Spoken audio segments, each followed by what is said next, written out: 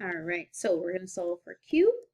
So Q is going to be 25 joules over our voltage, 3.2 volts.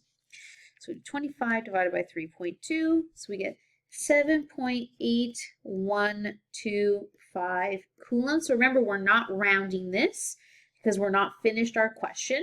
So now we're going to plug in and solve for time.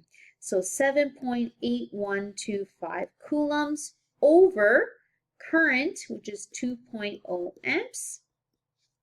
So that's going to give us 3.906 seconds. Okay, but we have to, obviously, we're going to be now looking at sig figs here. So actually, all the numbers given are 2 sig figs. Let me put this down here. So that's going to actually be 3.1 seconds. And then, of course, you need a therefore statement. So the time required for the transfer would be 3.1 seconds. Make sure you always include that. Okay, and that's our extension calculations for current and for voltage.